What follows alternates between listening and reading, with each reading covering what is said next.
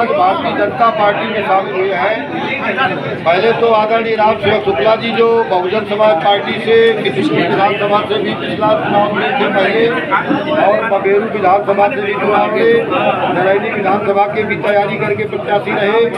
बसपा के बहुत पुराने कद्दावर नेता है, 2022 का चुनाव बबेरू से लड़े और उनके साथ बहुत सारे लोग आज दलबल के साथ शामिल हुए हैं। उनमें से हमारे लगभग 15 प्रधान हैं जो यादव समाज से आते हैं। उसमें से 12 माफी से लेकर के अभी मैंने नाम पढ़े हैं, आपको सूची दे देता हूँ। लगभग 15 प्रधान हमारे चित्रकूट जिले के ये आज जो यादव समाज से ताल्लुक रखते हैं और आज ये भारतीय जनता पार्टी में शामिल हुए हैं। और राम सेवक शुक्ला जी के साथ सैकड़ों लोग आज बहुजन समाज पार्टी छोड़ करके शामिल हुए हैं और समाजवादी पार्टी छोड़ करके लगभग 15 यादव प्रधान उनके साथ हमारे लोग शामिल हुए हैं।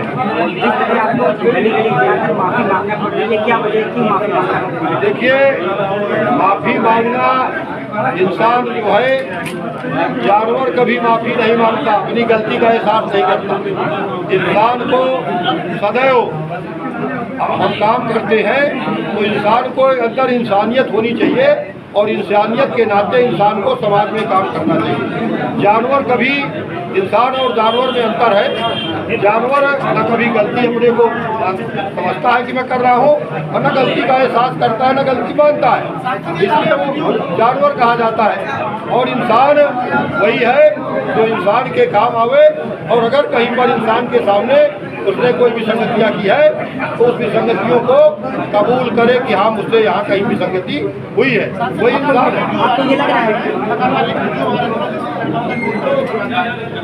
देखिए, एक वीडियो कोई 2019 का एक वीडियो कोई वायरल करके, और वो वीडियो 2019 का है। उस समय गठबंधन लग रहा था चुनाव, आज गठबंधन नहीं है, आज तो हवाई का गठबंधन है। गठबंधन उस समय बसपा सपा का 19 में था और एक सजाती नेता यहाँ पर चुनाव लड़ रहे थे कांग्रेस पार्टी से।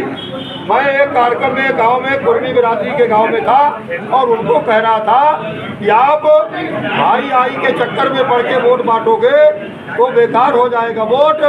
आपको अगर आर.के. पटेल को हराना है तो आप जब इकट्ठा होकर के सारा वोट गठबंधन के साथ खड़े हो जाओगे तभी कुछ गठबंधन मजबूत हो पाएगा। लड़ाई में गठबंधन है, ये मैंने उस समय 2019 में ये बातें कही थी।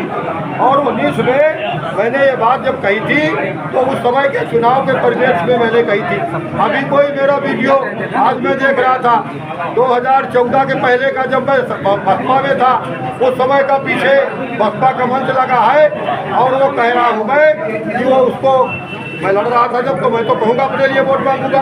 तो उस पार्टी के नाम पर वो हाथ चला रहे हैं, आर.के. पटेल फलाने को वोट मांग रहा है। फिर समाजवादी पार्टी में मैं सांसद रहा, तो अगर कोई उस समय का मैं अपील कर रहा हूँ वोट मांगने की, तो वो वीडियो रिकॉर्डिंग निकाल के अगर कोई तोड़ के लगा रहा है आर.के. पटेल समाजवादी पार्टी के लिए इस तरह कह रहा है, तो ये तो लोगों का अपना कहने का तरीका है। लोग समझ चुके हैं, बौखला गए हैं। मोदी योगी जी के सामने कोई टीका नहीं।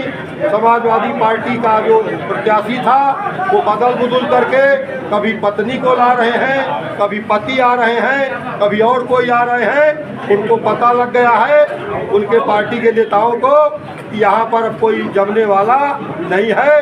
जब सपा बसपा का गठबंधन था, गठबंधन में यहाँ से हाथी साइकिल एक साथ थे तो उड़ गए हैं, और साइकिल वाइकिल जमने वाली नहीं है। और हाथी का तो एक विधायक तक नहीं जीता अभी तो 22 साल पहले। तो अब लोकसभा में सवाल ही नहीं होता है कि उत्तर प्रदेश में कहीं खाता खुल जाए, उसका सवाल ही नहीं है।